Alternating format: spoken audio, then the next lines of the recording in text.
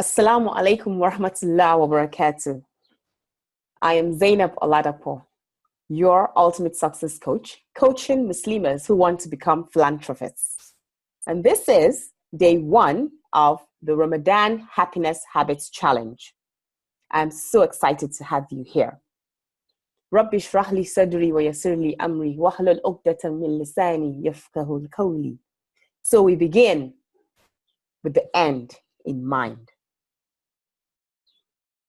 Today is day 1, Ramadan Happiness Habits Challenge. We want to start with what we want at the end. You get that? Let's do some visualizing. Let's see what your perfect Ramadan will be like. Do you know what your perfect Ramadan is like? You can only go somewhere when you know exactly where you're going. Otherwise, you'll find yourself drifting. So what is your perfect Ramadan?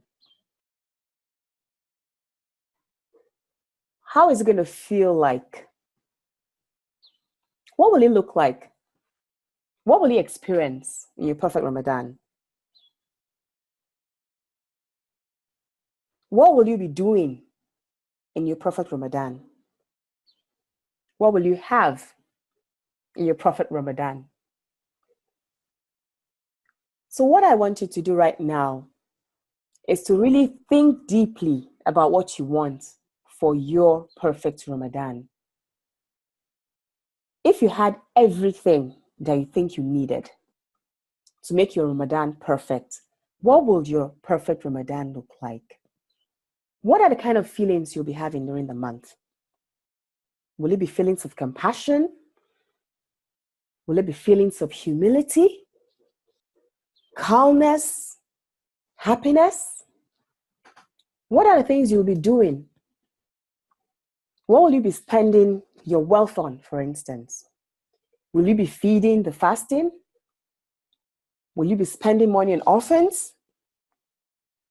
Will you commit to supporting a masjid project? Will you use some of the skills you have to touch some lives? Will you use some of the knowledge that Allah has blessed you with to make a change in the society? What will you be doing and spending your wealth on? And do you remember also that wealth is not just money? Everything I've mentioned earlier. Your time is wealth. Your skills is wealth. Your knowledge is wealth. Even your health is wealth. Will you be spending more time connecting to Allah? So what else will you have in your perfect Ramadan? Enough assistance in the home so that you can have enough time for specific parts of your ibadah that you have you've decided to focus on. Is it more money to give more? Is it more time that you want to have in your perfect Ramadan? What are those things that you want to have in your perfect Ramadan? What are the kind of thoughts that will be going through your mind in your perfect Ramadan?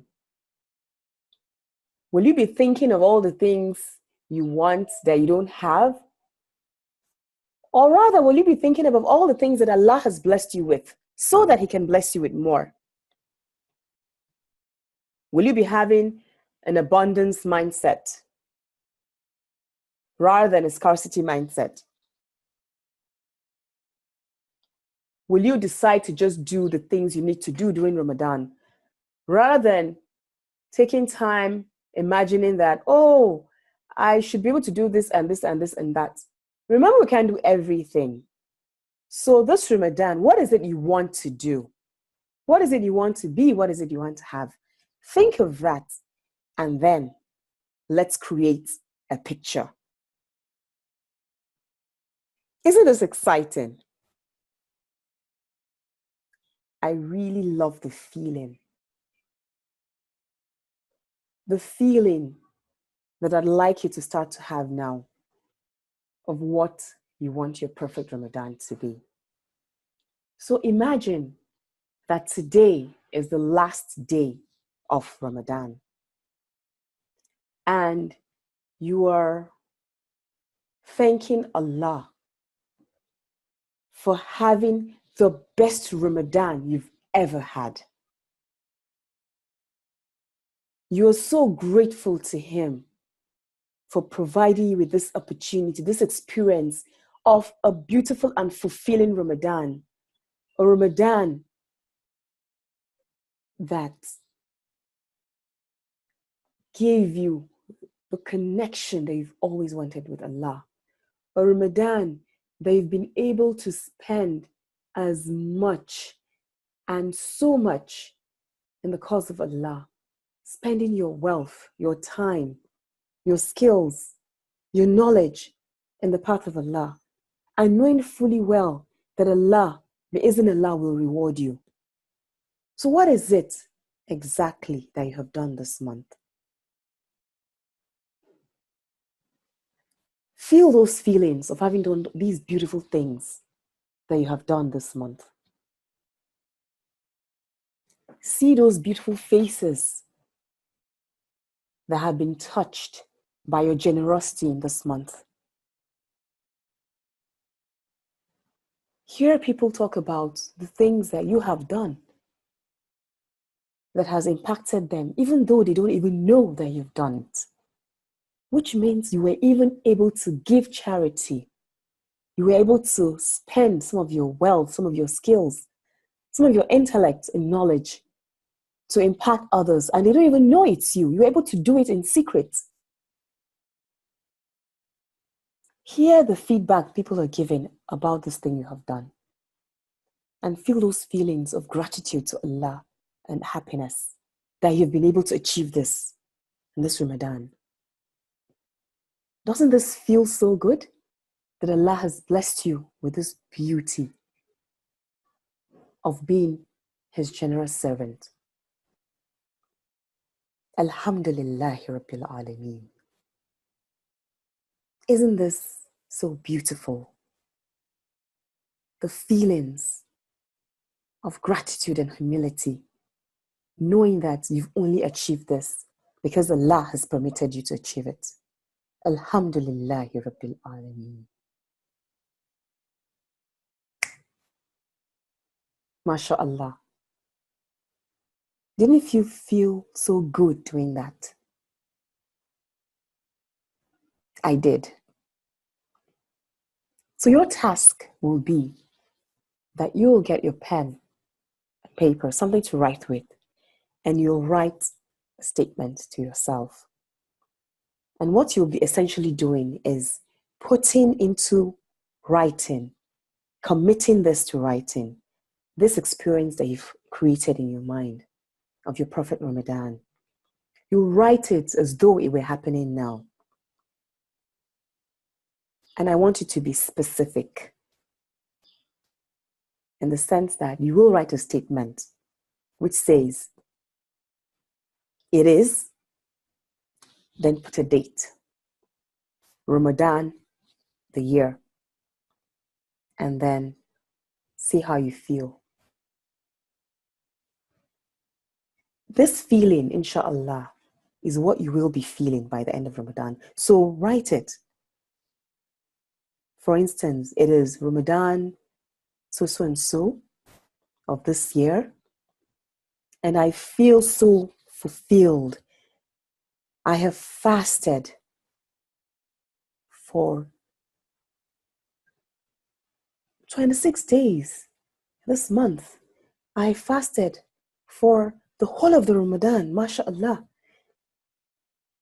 I'm happy. I'm contented. I felt so connected to Allah. I feel so connected to Allah, having been able to give charity, having been able to do XYZ, having been able to do ABC for so and so course during the month.